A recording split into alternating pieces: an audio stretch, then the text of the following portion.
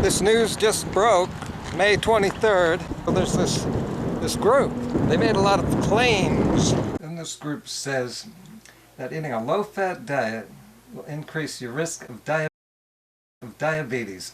Low-fat diet, a big mistake. And then they snack between meals, and that's making people fat.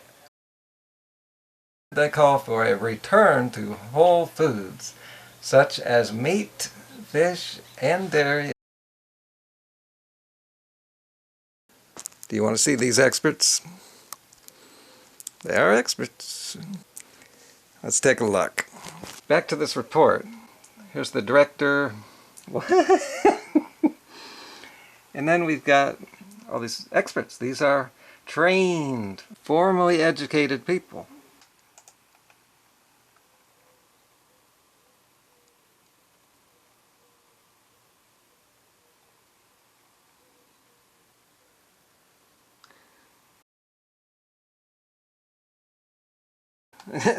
Notice how they front-loaded these people by putting the young, attractive, thin people first. Let's see these people with their clothes off. They're all covered up. Oh, you want me to remove some clothing to see what I look like eating all this carbs for breakfast, potatoes for lunch? By the way, potatoes are not refined. You can't refine them. They make you lean. So off comes the shirt.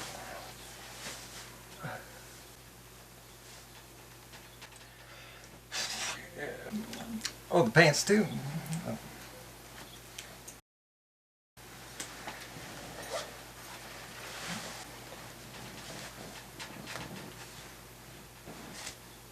You see, what this group is doing is they're trying to trick you by taking what the advice has been and then saying, see, people are now fatter. But this trick has been done in the United States for the last few years. It's what's fueling the paleo phenomenon. Those books, they're dominating bookstores and they're making a lot of money. But let's look at the real history of the UK. About 3 years ago I made a video about a British guy whose diet was all the rage in Britain. It's called the 5-2 diet, or the fast diet. Take a look. What is this? This intermittent fast diet, a weight loss wonder, was snapped up by the UK dieting community in 2012. They were told they could eat what they wanted for the majority of the week. This weight loss phenomenon was set in motion in 2012. When the BBC broadcast an episode called Eat Fast, Live Longer, Dr. Michael Mosley presented the diet along with his book. And where are we today? Fatter than ever. Now some more history going back even further to the 90s. What was going on in the 90s? What do we got here? Let's see, this is from 98. There was a study about attitudes towards meat eating in vegetarian and non-vegetarian teenage girls in England. They did a study on this. PubMed.gov. Why would they do a study on this, on people's attitudes towards eating meat among young people in England? Attitudes towards meat were assessed.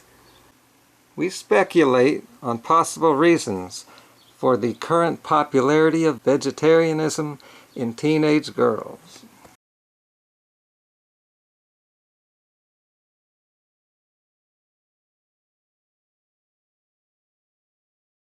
Here's an article from 3-4 months ago. Scroll down here, and what's going on down here?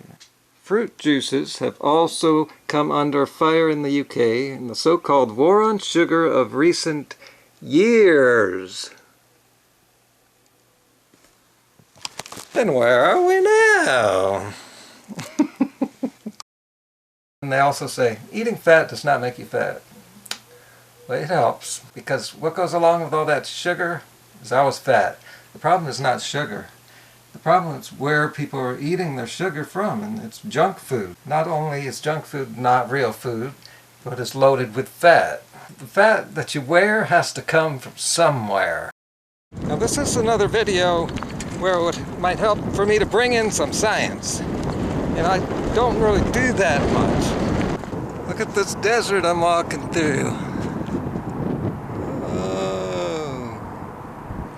But for this story, I don't think it deserves any science, because they didn't bring any science of their own. I'm too pissed off, and I can't just calm down and then just sit back at the computer for an hour and do some research and find all this. It's all time consuming. Well, that's my second reason. And have patience to look for the right science. Science is already there. Ryan's already done it. If you want the science, go to Happy Healthy Vegan. They'll probably be covering this story in a couple days. Ryan will bring the science. If that's what you want. He's got it. I think the two of us put together, we really cover all the bases.